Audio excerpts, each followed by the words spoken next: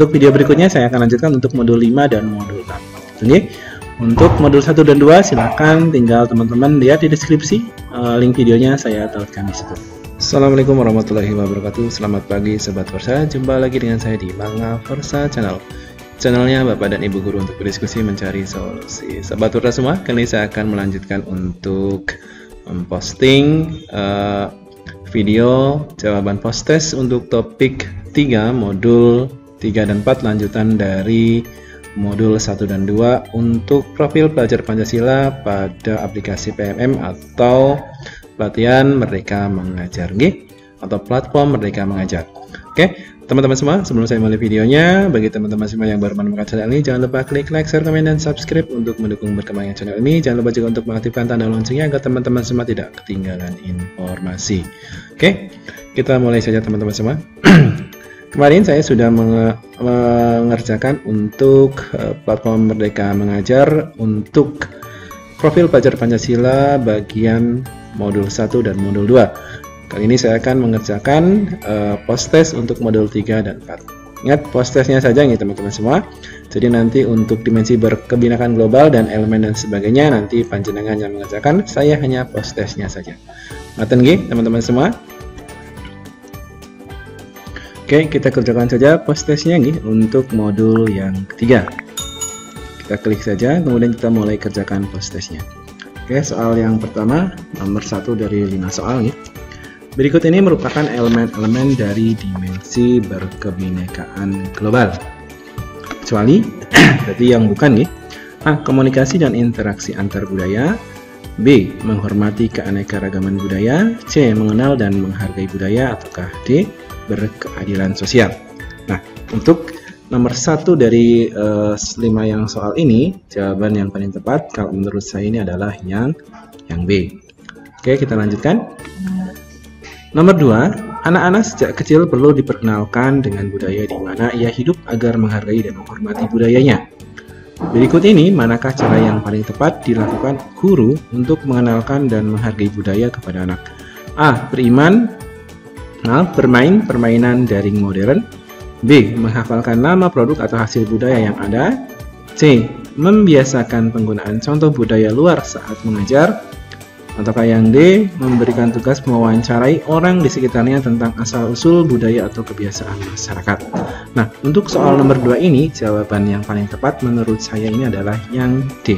Memberikan tugas mewawancarai orang di sekitarnya tentang asal-usul budaya atau kebiasaan masyarakat. Ini. Lanjutkan nomor selanjutnya, nomor 3 nih. Nomor 3, yang pertama, berkomunikasi antar budaya. Yang kedua, menghilangkan stereotip dan prasangka. 3, menimbang dan menumbuhkan berbagai perspektif. Yang keempat, menyelaraskan perbedaan budaya. Kemudian, dari pilihan di atas, manakah yang merupakan subelemen dari elemen komunikasi dan interaksi budaya? A. 2 dan 4, B. 2 dan 3, C. 1 dan 3, ataukah D. 1 dan 4. Ini kalau menurut saya jawaban yang paling tepat nomor 3 adalah yang E. 2 dan 4. Menghilangkan stereotip dan prasangka dan menyelaraskan perbedaan antar budaya. Oke, dan kita lanjutkan untuk nomor yang keempat. Satya mempunyai banyak sekali teman dengan latar belakang yang berbeda-beda. Ia sering melihat kebiasaan temannya yang berbeda dengan dirinya. Tak jarang ia berbeda pendapat dengan temannya hingga membuatnya kesal dan menganggapnya kurang baik. Sebagai guru, apa yang harus dilakukan agar Satya dapat belajar dari pengalaman kebinekaannya? Yang A. Menasehati Satya dan temannya karena membuat kegaduhan ketika berpendapat. Yang B. Memisahkan Satya dari temannya yang dianggap berbeda dan kurang baik. C. Meminta Satya mengalah dan mengikuti pendapat temannya. Ataukah yang D. Mengajak Satya merefleksikan pengalamannya dengan pertanyaan-pertanyaan yang tepat. Ini kalau menurut saya soal nomor 4 ini yang paling tepat adalah yang D. Mengajak Satya merefleksikan pengalamannya dengan pertanyaan-pertanyaan yang tepat. Tapi kalau teman-teman mungkin punya pendapat sendiri ya silahkan gitu teman-teman semua. Ini dari saya pribadi. Kemudian yang nomor terakhir. Berikut ini manakah yang merupakan contoh perilaku yang mencerminkan elemen berkeadilan sosial? A. Murid diberikan kesempatan menggunakan pendapat dan suaranya. B. Murid diberikan aturan yang dibuat oleh guru dan sekolah. C. Murid dilatih berkompetisi dengan murid lain. Ataukah yang D. Murid diajar dengan metode dan strategi pembelajaran yang sama di kelas. Nah, menurut saya yang nomor 5 ini jawabannya yang tepat adalah yang A. Murid diberikan kesempatan menggunakan pendapat dan suaranya. Oke, ini pendapat saya. Ini 5 sudah saya jawab. Kira-kira jawabannya harus mengulang atau tidak? Nah, ini ketika di halaman ini teman-teman bisa mengubah kalau masih ragu nih teman-teman semua. Nah, ini tinggal dikumpulkan. Nah, ini sudah ya, jadi tidak perlu mengulang ya. Nah, ini luar biasa, pemahaman Anda sangat baik. Nah, ini untuk yang modul 3. Ini saya lanjutkan yang modul 4 nih, yang modul 4. Yang modul 4. Ini 1 2 3 sudah, berarti sekarang modul keempat. Untuk dimensi bergotong royong, elemen dalam dimensi bergotong royong silakan teman-teman kerjakan ya. Saya nanti langsung ke post testnya saja. Oke, kita kerjakan untuk post testnya teman-teman semua. Klik saja. Ini untuk modul 4 nih. Ini ada 5 soal juga. Yang pertama adalah, agar bisa bergotong royong, murid perlu menguatkan dulu dimensi mandiri. A. Benar, karena berhubungan. Ataukah B. Salah, bisa berjalan masing-masing. Ini yang paling tepat untuk modul 4. Jawaban nomor 1 adalah yang A. Tapi nanti teman-teman kalau masih bingung ya silakan pilih B mungkin ya.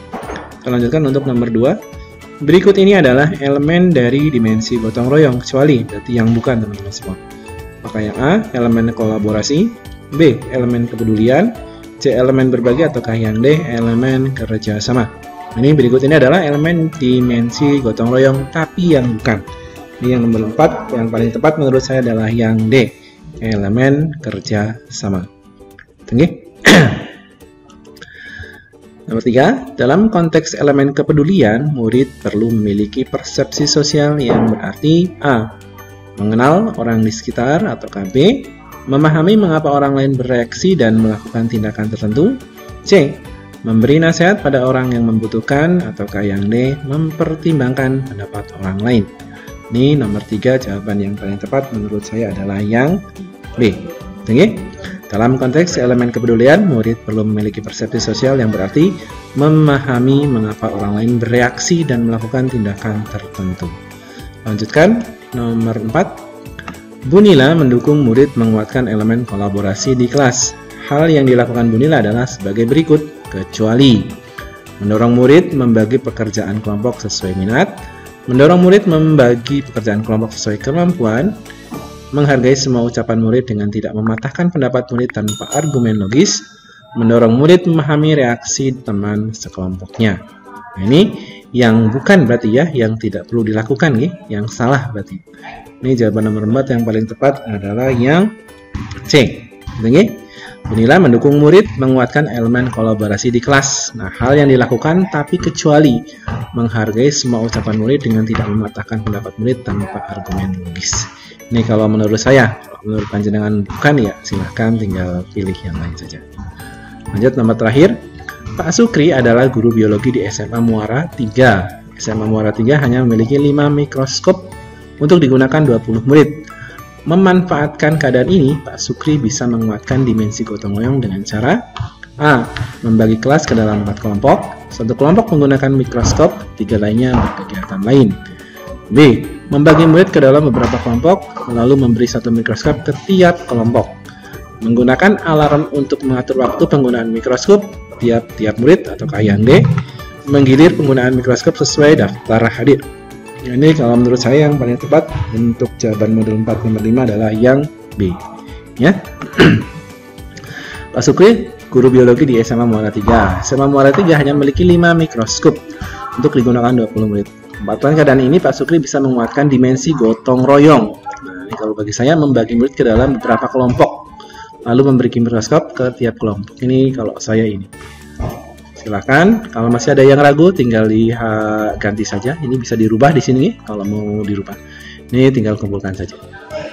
Ini luar biasa pemahaman saya. Anda sangat baik. Ini tidak perlu mengulang teman-teman semua. Jadi sudah selesai untuk modul 3 dan modul 4. Oke. Nah, untuk video berikutnya saya akan lanjutkan untuk modul 5 dan modul 6. Oke. Untuk modul 1 dan 2 silakan tinggal teman-teman lihat di deskripsi. link videonya saya taruhkan di situ. Terima kasih, selamat siang, saya Iri. Assalamualaikum warahmatullahi wabarakatuh.